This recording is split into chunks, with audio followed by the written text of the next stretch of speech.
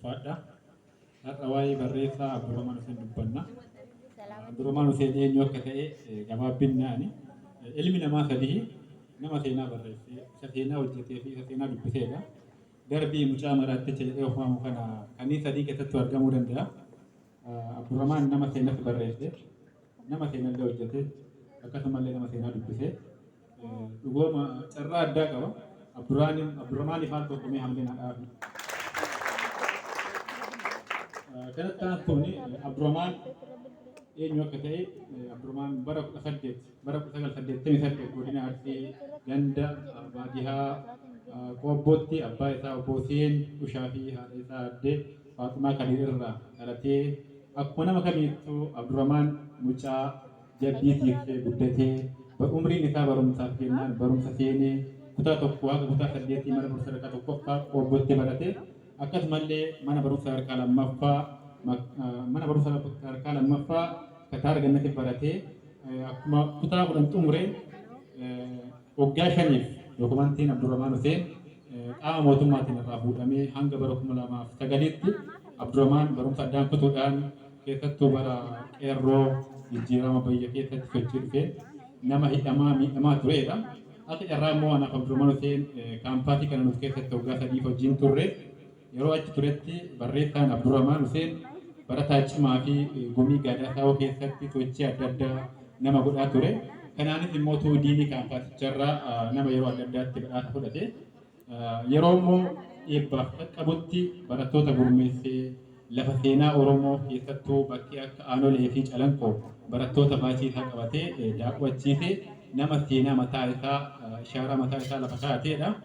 Abdurrahmaan Hussein kana qofatti illee hin dhaabbanne akkuma eebbifamee geesseen kitaaba kuusa walaloo waan Hussein jedhu barreessee bara 2013 yeroo eebbaaf qaqqabutti haala sirna beekanii waan beektanii fi eebbarraa ugguramee akkasumatti kitaaba isaa kana uummata raabsee jaalala addaatii fi kabaja addaa uummata isaa biratti argatee kitaabni isallee baay'ee dubbifame hanga maxxansa 3tti deemee kitaaba armaan dura inni barreesse beekuu dhabuu dandeessanii kitaaba kuusa walaloo waan Hussein yeroo kanatti Abdurrahmaan irreecha bara 2013 irratti qaamota mootummaatiin magaalaa Finfinneetti dubiraa qabamee dargaggeessa akka looniitti marga dheedee qaamonni poolisii akkamitti akka margaa dheechisan gaafii ittiin xumuu danda'a.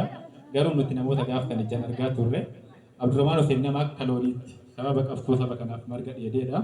Kanumaan ibsuu qabatee magaalaa Bishooftuu, magaalaa Adaamaa, magaalaa Asallaa fi magaalaa Tayyaatti nama waggaa tokko keessatti yeroo 4 ol hidhamee aarsaa saba isaatiif qaqqabee.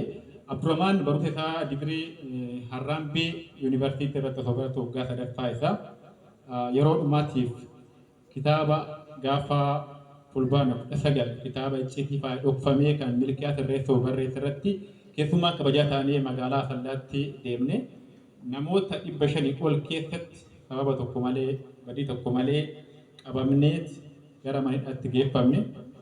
Gaafa kana Abdurrahmaan barataa waggaa 3ffaa ture.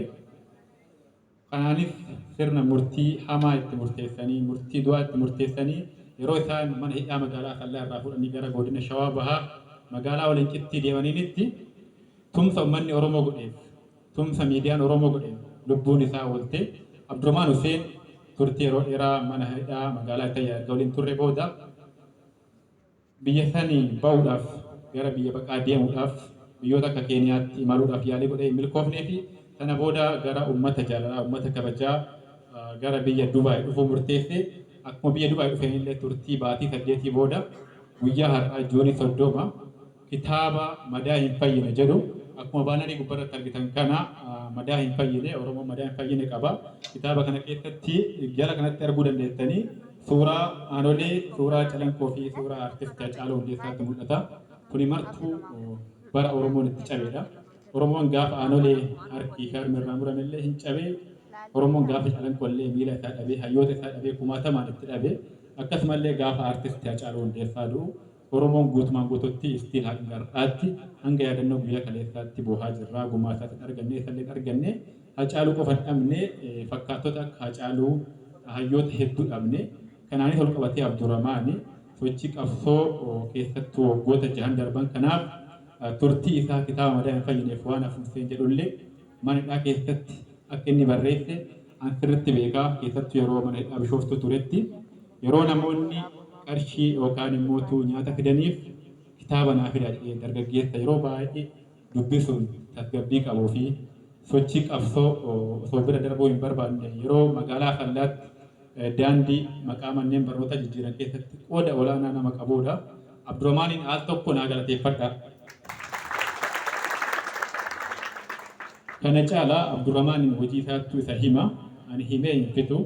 Abdurrahmaanii akka gubbaa isaa laaftan kana osoo hin taane keessi isaa nama naamusa qabu, nama bilchina qabu, nama hojiin isaa qulqullummaa fi akkasumas waa'ee Oromoo irratti xiyyeeffannoo qabu.